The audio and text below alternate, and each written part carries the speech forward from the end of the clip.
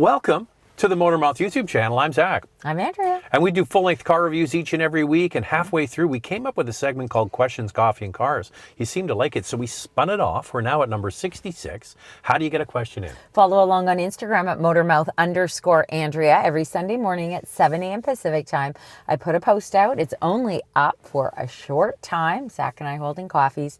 Once we gather our questions, the post is deleted and we start the show. Time now for Questions, Coffee, and Cars. Your questions from Instagram. Have you any idea what the pricing will be for a Toyota Land Cruiser in Canada? I think that will dictate the demand. It will still sell well regardless.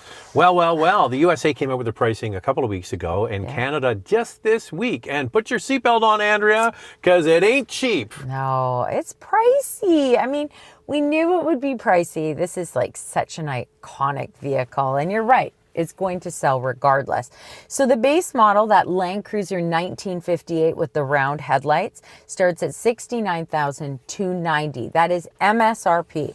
Land Wait Cruiser. a second, 69 grand plus freight and delivery comes up to 70, almost 73. 73. That's the base model with the small screen. And the cloth seats. And the cloth seats. Wow. So the Land Cruiser with the thin rectangular. That's the one I want. Is MSRP, this is all MSRP, is $77,290. Yeah. Now it says here there's a premium package. So if you want those extras. I want those. Well, you're going to pay more. How much? $83,290. This is before freight and delivery. And remember that Land Cruiser First Edition model that we reviewed a couple times, but recently there's a current one. Oh no, we didn't. The First Edition we hadn't seen yet. We did it at the auto show. Saw it at the auto show. That one. Hold on. $90,370. Well, that's going to just blend right into the GX. I'm not getting a First Edition Land Cruiser for $90,000. I'm getting the GX with the V6. That's what I want. Yeah. You know, I don't know. We haven't driven it yet, so we have to wait and see how it drives. It's just so cool. Okay, so a couple things about the Land Cruiser which disappoints me. The Land Cruiser 1958 model, which is your least expensive out of all the trims, with the round headlights, is like a base model. Like, it doesn't come with all those extras. Why can't Toyota put a package on that too? Why can't they do the 1958 without the package and with the package, just like they did the middle Land Cruiser trim? Because this is what's going to happen. The honeymoon on this is going to be about 24 months. There's going to be a big, long lineup of people who will buy whichever one they can get, and they will pay whatever it costs to get it because they just want to have it. When the initial honeymoon is over after 24 months, which is 2 model years, then Toyota could go, we'll sweeten it just a little bit, and they'll give you some features on that base model if you want it. But they do not have to adjust anything for anybody because the lineup for this thing will be huge. They don't need to sell huge numbers because, I mean, they don't have to have a lot of people. They don't have big numbers of volume for this truck. So there's going to be plenty of people with the money to buy it. So if you want the round headlights and you want all those extras, you have to get the First Edition model. And we don't even know how many of those are going to be made in Canada yet. In the US, there's going to be 500. So we're going to definitely have less. So if you want the round headlights, then you're going to, and you don't want to spend over $90,000, you're going to have to go with the 1958 model and get less. Okay, so which means a smaller screen and everything. All of those prices are Canadian dollars, just so you know. Thanks for always posting such amazing and helpful reviews. Thank you. We are soon to be empty nesters and are thinking of buying a small SUV or crossover for lots of fun road trips. I want something that has a quiet, beautiful cabin, but most importantly, it must have comfortable and supportive seats for my old lady hips and back. We're looking for something in the $30,000 to $40,000 range, so a used luxury model. Right now, my short list includes a used Mercedes GLA or GLC, Volvo XC40 or XC60, or Lexus NX. What should I add or take off of the list? I see no BMWs are in here. Yeah, I would go with the BMW X3. I would suggest that if you're buying used, you want to go, before we move on, just you want to get what's called a certified pre-owned model.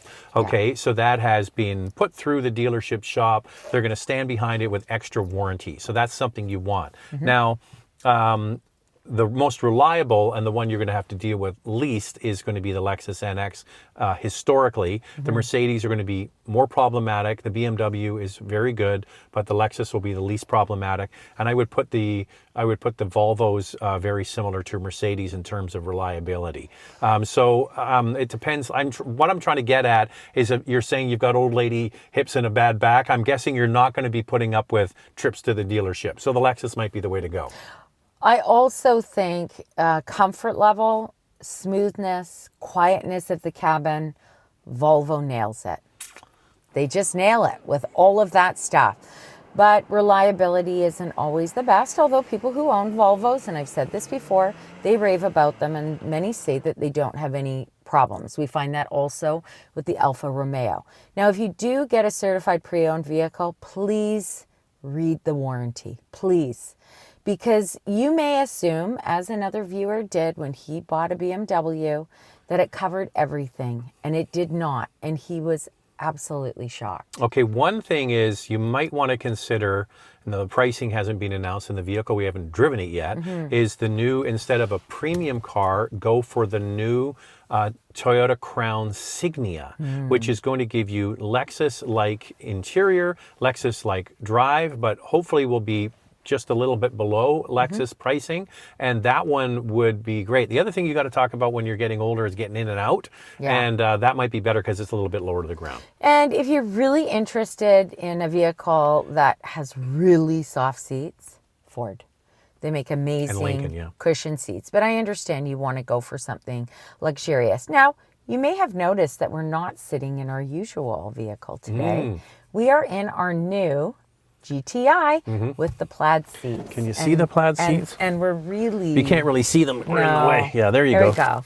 I wore the check shirt as a tribute. I wore the red as a tribute. There you go. Look at us go. Anyway, we're really loving it. Yes, many of you have asked, are we going to do a review? We will do a review on it, but we just want to spend a little bit more time with it. But so far, so good. We're running it in. On last Saturday, I went for a 4-hour drive, breaking it in as gently as I could, and we still got to put a few more miles on it before it's fully broken in, before Andrea can hammer on it at the beginning, and I hold all their handles. I can hold on for dear life. So all of that's coming. Don't worry. It's all going to be very fun. And Stay tuned. And wait for the weather to get a little better too. Thank you for all the content. I've learned a lot. Before you do this one, you did an update on the GTI. Yeah. I want to do an update on the last, was it not the last one, the one before? We talked about how Hyundai has come out with a special Canadian trim of the Santa Fe that's called the NHL edition.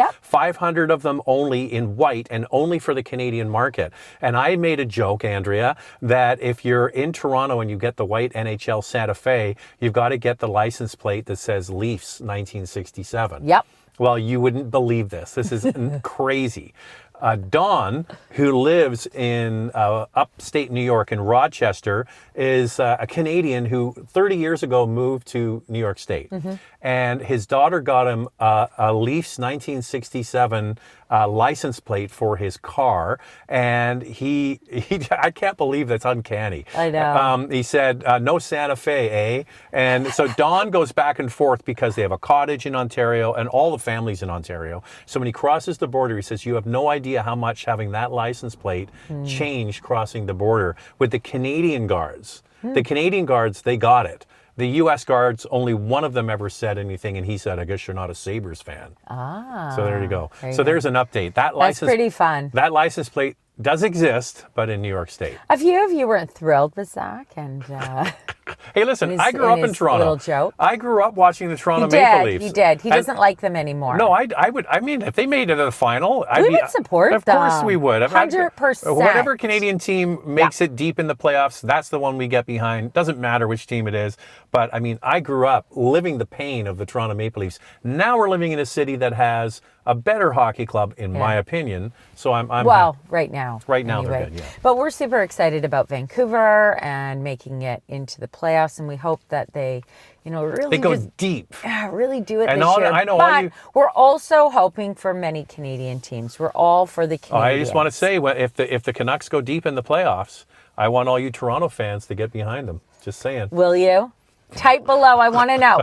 If you're out and Vancouver is in, are you going to go for us? Please type below. We want to know. Okay, I've learned a lot from your videos. When it comes to negotiations, does the trim level have any effect? Higher trim equals harder to get. The price will come down. Also for a car, non-luxury compact SUVs. I'm planning to keep it for 10 years. How big of a deal is the resale value when deciding between brands and models? What's interesting is you would think the higher spec cars are harder to get. It's actually often the base models, because the dealer doesn't want to bring in a base model car because there's not much margin in that. No. They want to bring in the car that's got all the features and they can sell it and there's going to be more margin in it. So often the stripped down cars are hard to get. Yeah, it's interesting you say that. A few followers who were interested in the Outlander plug-in hybrid, they put an order in for a middle trim, and they ended up buying the GT model because that's the one that kept coming in. And they said, but we've got the GT. Do you want it? So they just bit the bullet and they went for it, even though it cost them a little bit more money. You know, it all depends. If you are here, we'll use the RAV4 hybrid just because it's more difficult to get.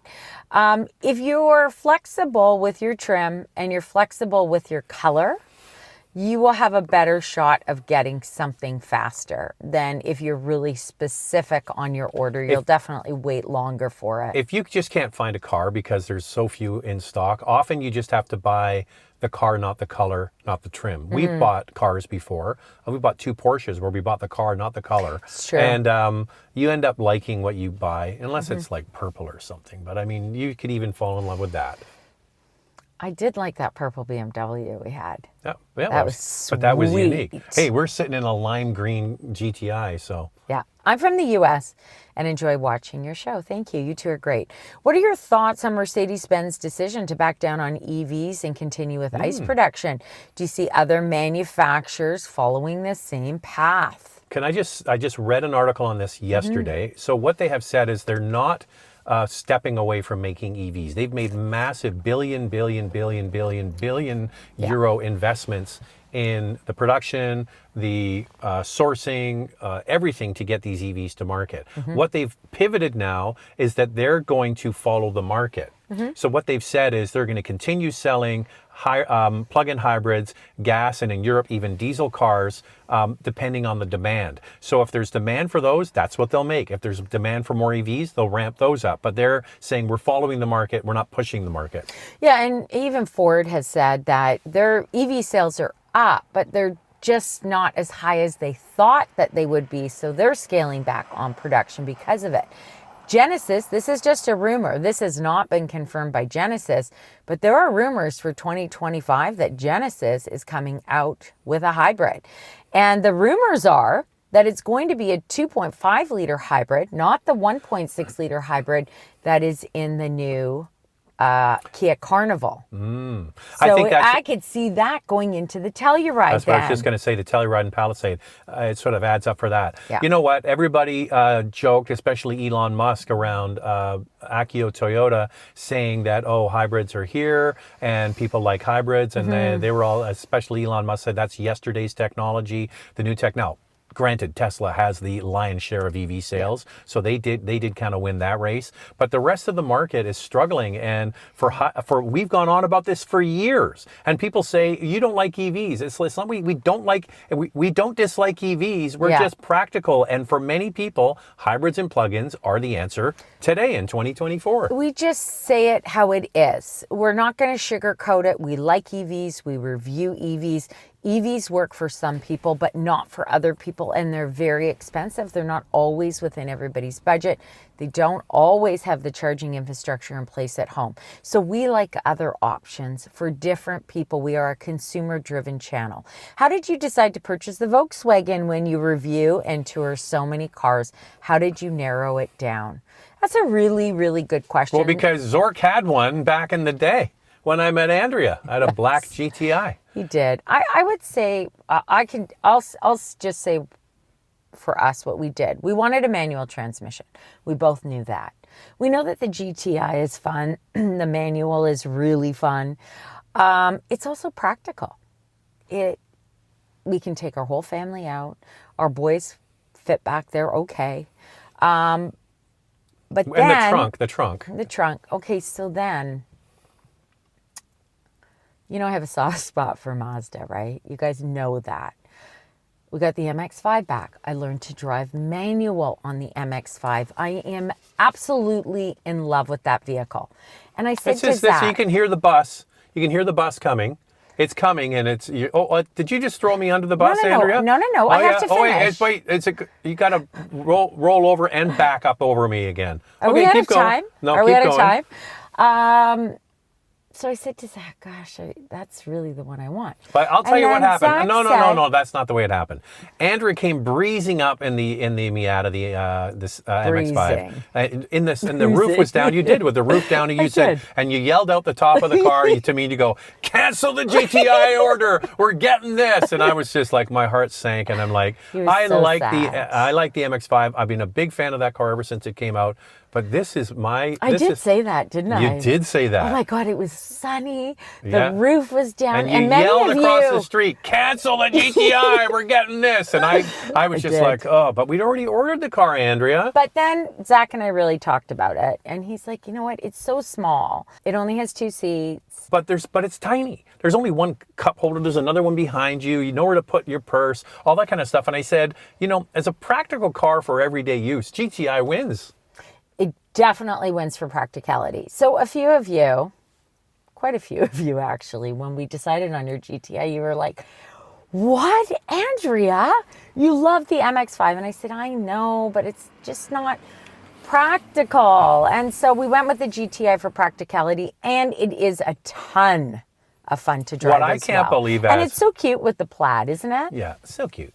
And the other thing is, I can't believe, because we've driven this car, excuse me, at a launch event, which means we only drove it for a couple hours. So it's been a few years since we've driven this Mark 8 GTI. This thing's loaded with tech, man. It's got every feature, bell whistle you could think of. I took it out at night. I took one of our sons out, and we parked the car. We had to run some errands. And when I walked up to the car, everything lit up. Like under the door handles lit up, there's a puddle light, and even our son Jack is like, wow, this has got a lot of stuff. And I said, I know.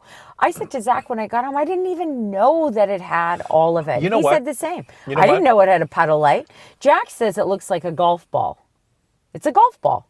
The puddle light, I think, is a golf ball. Yeah, I think it's meant to look like the honeycomb on the dash. Here's the thing. A golf ball. We should get a cut on every freaking GTI we're going to sell. Mm-hmm. Because everybody's reaching out to Andrea. I went to the dealer and I couldn't find that color. This color is only available in Canada, not available in the U.S. But we should get a cut on all the GTIs we're going to sell now. Yeah, Vancouver Volkswagen. No, not them. Just Volkswagen USA, Volkswagen Canada. Yeah. At least anyway, we really like it. It was a good choice for our family. We went with front-wheel drive because we have 2 other all-wheel drive models. So if it's snowing and we just feel like, we're just going to leave it at home, we can do that because we have other options. Plus, we test drive 2 vehicles, and we don't even need this car. That's because we are insane.